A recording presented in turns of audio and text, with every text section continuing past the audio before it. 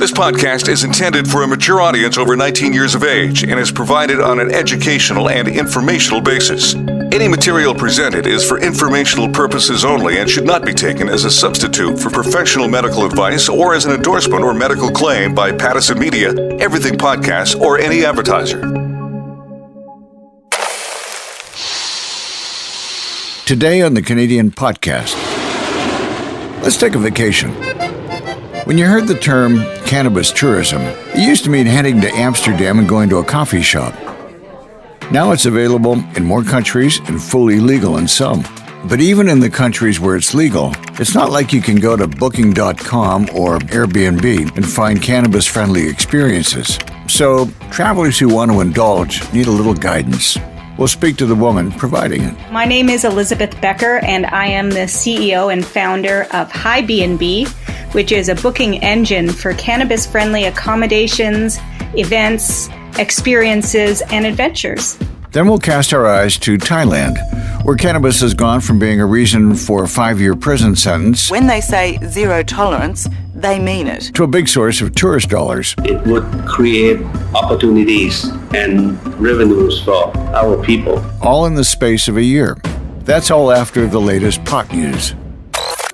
Canadian cannabis company Organogram Holdings is asking a federal court to quash a Health Canada decision that the company's cannabis lozenges should be classified as edibles instead of extracts. The legal challenge could have broader implications for Canada's regulated cannabis sector and affect millions of dollars in sales of high-potency lozenges and similar products. Edibles are currently limited to a maximum of 10 milligrams of THC per package, whereas extracts have a much higher limit of 1,000 milligrams. A newly published study provides fresh evidence that problematic cannabis use may lead to schizophrenia. The research delved into Danish health histories from 1972 to 2021. The study examined health records of just under 7 million people and found that up to 30% of schizophrenia diagnoses could have been prevented if men from 21 to 30 years old had not developed cannabis use disorder. The study does not prove directly that cannabis is the cause, but it does show a correlation of numbers which might suggest that.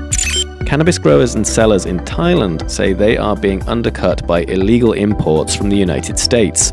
Thailand decriminalized cannabis in June 2022, but Thailand's parliament has yet to pass a cannabis bill, leaving the industry without any regulatory framework. A dispensary owner in Bangkok told Al Jazeera that local cannabis sells for around $9 a gram, but illegal imports are around the $5 mark. We'll have more on the flourishing new cannabis tourism industry in Thailand later in the show. That's the Pot News. I'm Jay Coburn. Back to you, Don. If you take a trip to BC's Okanagan region, there are plenty of options to tour the local wineries and try a few glasses. If you go to the theater, it's pretty reasonable to expect there will be a bar where you can grab a beer to enjoy during the show. The same is not true if your drug of choice comes in plant form. But where there's a gap in the market, there's an opportunity. And there are experiences out there that are cannabis-friendly or even cannabis-focused. It's just that finding them is difficult. So Elizabeth Becker started HiBnB. Our producer, Karen Hibashi, called her up to talk about building that business. My name is Elizabeth Becker, and I am the CEO and founder of HiBnB, which is a booking engine for cannabis-friendly accommodations, events, experiences, and adventures. Can you tell me your experience with cannabis tourism? How hard was it to start this business? It's definitely an uphill battle to build something in cannabis tourism right now. There's so many things that are against us. First one, the regulations. There haven't been a lot of regulations that support cannabis tourism. There are no hotels or lodging where cannabis is accepted. And a lot of people in hospitality really don't like smoke. And they definitely don't want cannabis smoke. And so that's sort of the second thing that is against us is the stigma that's attached to cannabis use and the stereotype that people have about who the cannabis consumer is. So I got kind of frustrated after the legalization in Canada where, I thought, well, cannabis is legal. This is what it should look like. I am a cannabis enthusiast. It's brought a lot of depth and value to my life. I use it as a spiritual tool, as a creative tool, and I really enjoy it socially. And so I wanted to be able to offer an experience to other people where they could have the same thing, connect with other people socially, because we get so much value out of connecting with other people, especially with the help of cannabis, and traveling and enjoying cannabis as part of my lifestyle, so that it's not something that I have to hide or feel shame about. Go out and smoke in the rain. There shouldn't be this level of negativity around cannabis use if it's legal, right? So we're a little bit ahead of the curve, and it's going to catch up with us eventually, but really happy to have a business that resonates with people, that makes them feel really excited, because yes, this is how it should be. There's been a lot of people jumping on it and helping along the way. And what are types of cannabis tourism that's out there? Everybody loves infused dining experiences. We're seeing a lot of yoga classes, comedy classes. There are a lot of retreats where you go that are sort of cannabis-centric retreats, tours that are cannabis-centric tours. So you're with people who also enjoy cannabis. We're trying to develop experiences like looking at the northern lights in the Yukon, fishing excursions that really work towards being in nature, relaxing, and cannabis, is a good complement to things like that. On the accommodation side, what people really want is to have an experience where it's like an all-inclusive. So to have the kind of host who is offering a cannabis bar, with jars of different types of flowers, so people can come in and, develop their skills as a connoisseur. People are really looking for that kind of experience. But there's different types of cannabis tourism. There's cannabis tourists who are looking for the full-out cannabis experience. They want to tour a grow facility. They want to sample the local product that's in the region where they're traveling, and they want to go out and get really high and kind of party. So there's that type of cannabis tourism, which is all out. But there's also cannabis tourism where people are traveling and it's just part of their lifestyle that they enjoy, and they want to make sure that at the end of the day, they have a place where they can just sit and relax and smoke a joint and not have any hassles about it. Do you find that there's a difference between the international cannabis user going on cannabis retreats or touristic adventures and the Canadian tourist going on the same thing? Absolutely. Canadian tourists are somewhat desensitized because there is so much access to cannabis. In Toronto, where I live, there's, sometimes 5 cannabis dispensaries on one block. And so having access to cannabis isn't that big a deal. And the general public, because it's legal, they figure that people are going to smoke cannabis anyways. There's not such a stigma here in Canada. So we're finding that some people aren't quite getting HiBnB. They're like, well, why do I need a place to smoke? I'm just going to smoke anyway, or I'm going to step outside and smoke. But it's really a different attitude to Americans, and especially people who are in Europe or even in Asia. We've had some Japanese tourists who they just want to experience cannabis culture. It's like, oh, I'm here in Canada. I want to book with HiBnB. Show me cannabis culture. So we're looking for hosts in Canada who want to help celebrate that and who want to host these international tourists who want to come and see what cannabis culture is here. So is cannabis tourism more directed towards the canna-curious tourist rather than the person who's more of a regular user? That's a really good question. We are targeting the cannabis-curious tourist with HiBnB. That's the market that we're looking to develop. The person who is an experienced user, when they're traveling, they're going to want a place that is hassle-free for them, especially if they're traveling in a place where it's not legal to smoke in public and where you can't travel with it. So they're going to want to have a place where access to cannabis is a little bit easier. So they are 2 different markets, but for me, the exciting part is the cannabis-curious market. Do you think this is an industry that's untapped by the government and they're not giving enough resources or approvals to help propagate it? It breaks my heart. Like what you're saying, absolutely. We have such an opportunity here in Canada to be the destination for cannabis culture. there's such a great opportunity here, and we're missing out on it because the government's not supporting it. And I'm seeing it starting to develop in other places. Mexico's starting to get all over it. South Africa, they are so excited. And the government's supporting cannabis tourism there because they understand what a huge industry it is and how much economic gains it can bring to the country. I'm a proud Canadian. I got so excited that Canada was first to legalize federally. And it really, really breaks my heart that we can't develop the type of cultural attraction to bring so many dollars into the country. Why do you think they're not trying to advertise it or push it like other countries? You said Mexico and South Africa. Canada can be the number one destination, like you said. Why aren't they helping? What's preventing them? Well, from what I understand, and I have had a few direct conversations with Health Canada, they were under a lot of scrutiny as the first country to legalize. Internationally, Japan was really hard on them. France was very, very hard on them. And so the government felt that it's a lot easier to add permissions than it is to take away. So they specifically decided to legalize the sale of cannabis. Just so happens that they can tax that and make a lot of money from it.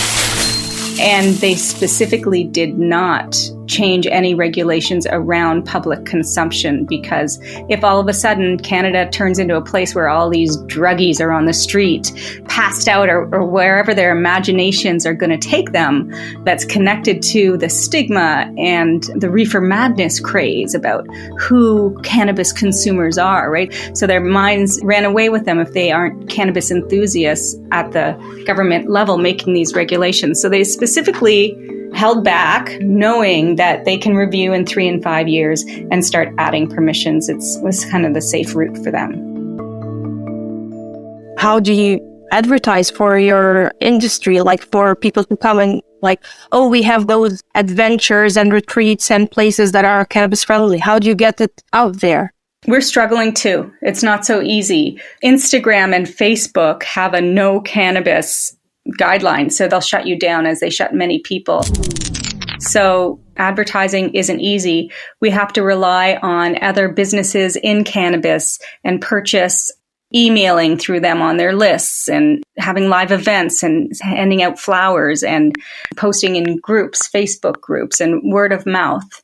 Not easy. Because of the restrictions around marketing, I feel very strongly that the industry needs to support one another more. All of the producers, the LPs, they should open up their email lists and assist us because we want to promote through them. If we grow, they grow too. But everybody is so busy running around trying to keep and save their business because it's such a struggle right at this point. And the only way we're going to survive and start thriving is by banding together a little bit more and supporting each other without wanting to know what the return is. So for Canada to be the next Amsterdam, what are the steps that need to be done? Well, we need to allow cannabis consumption in public places. So there needs to be some licenses where people can come together and it is okay to consume cannabis with each other. And I think that has to be around smoking, cannabis consumption. In my mind, when I think about cannabis tourism, I get really excited about little things, and that's why I created HiBnB. I want to be able to book a belly dance class that's cannabis friendly. I want to be able to go on a fishing trip or little things. When you look at entertainment in our lives, it's totally different when you add cannabis to it. And so for me, cannabis tourism, I'd like to see grow and thrive into something, all the permissions that they have with alcohol. That was Elizabeth Becker, CEO and founder of HiBnB. That's HiBnB.ca. She was speaking with our producer, Karen Habashi.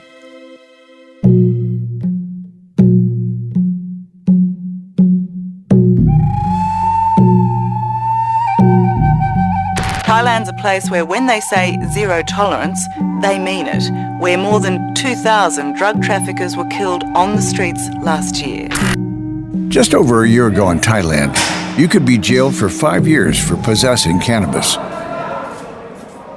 Let's go to Thailand now, which has become the first country in Asia to legalize the growing and possession of marijuana. Now, there are over 4,000 businesses selling cannabis and cannabis products across the country. So this is a completely different Thailand that a lot of people will recognize. Bangkok is awash with dispensaries. And right there you can see in this green sign, this huge green sign says Plantopia, Weed City. And there's even a whole cannabis shopping mall called Plantopia. This sudden liberalization is very different from Canada's. It happened so quickly that Thailand's parliament hasn't had time to write meaningful regulations, so it's all a bit of a Wild West show right now. When it comes to weed, nobody's really sure what you can do and can't in Thailand. So, how did Thailand end up here? Let's go back to the 1970s and start this story. In the hills of northern Thailand, in an area known as the Golden Triangle, local tribes grew cannabis. It was widely used for cooking in Thailand as well as for smoking. The tribes would tie buds around bamboo or hemp stick using silk. If you've ever encountered Thai stick, you know what I'm talking about. This wasn't a big deal at the time, but it was the 60s and 70s, and Thailand shares a border with Vietnam. This is Pleiku, 250 miles north of Saigon, the air base that was ripped by Vietnamese communist guerrillas. 8 Americans died in the attack that brought swift retaliation by U.S. and South Vietnamese forces. So when American soldiers fighting in the Vietnam War needed a little R&R, they came to Thailand. In Thailand, they discovered those fat green cigars, the Thai sticks, and they liked them so much they started shipping them back to the U.S. In fact, in the 70s, a lot of the drugs making their way into the U.S. came from the Golden Triangle, with the help of U.S. soldiers. And it wasn't all cannabis. Opium was also grown there, and heroin made its way back to America as well. Then, the war wound down. Saigon, April the 30th, 8 o'clock. The last American helicopter on the roof of the American embassy prepares to lift off the last of the evacuees fleeing before the advancing communist armies. The U.S. government wasn't happy with the flow of narcotics. They put pressure on Thailand to ban cannabis. In 1979, the Thai government passed sweeping drug laws with harsh punishments, including the death penalty. Not surprising, the U.S. government got its way. Predictably, those strict drug laws led to overcrowding in Thailand's prisons. 2/3 of the population were in for drug offenses, and many of them were minor. It's not a good life. No, because it's just a long time because the drug, very serious crime in Thailand. In the last 12 months, more than 72,000 arrests have been made. 2,500 suspected drug dealers and traffickers have been shot dead, and still the drugs keep coming. It's no coincidence that the decriminalization of cannabis in Thailand was accompanied by the release of thousands of prisoners all doing time for cannabis offenses. With a creaking prison system, one of the leaders of Thailand's major political parties made cannabis decriminalization a big part of his platform. This is Anutin Charnvirakul, who is now Thailand's health minister. Cannabis policy was the main campaign during the election back in 2019. And our party believed that if we used cannabis in the proper way, it would create opportunities and revenues for our people. He even went so far as giving out 1 million free cannabis plants. The idea was to turn cannabis into Thailand's cash crop. But in Thailand, politics is a game of coalitions and clashes. Things don't happen quickly, so cannabis got legalized without a whole lot of regulation. Parliament just hasn't had the time to write them. That means that if you want something weed-related, you can probably get it. Wow, this is some very nice looking weed right here. How do you sell this? Is it by joint or by gram? Dispensaries are technically supposed to record every customer and their purchase. It's just not clear if that's happening. They're also supposed to have licenses, but even here in heavily regulated Canada, that doesn't always happen. And there's another election coming, which means that cannabis is once again on the ballot. Some parties are talking about recriminalization, others are talking about better regulation. Either way, with neon green weed leaf signs decorating stores all over Bangkok, it's hard to imagine cannabis going away. Next month on the Canadian Podcast. This is the inland seaport of Amsterdam, capital of the Netherlands. Another much older cannabis tourism destination, Amsterdam. We'll hear from someone who's been running a cannabis coffee shop there for over 30 years and find out what's next for the city's cannabis culture. I hope you'll join us for the next episode of the Canadian Podcast.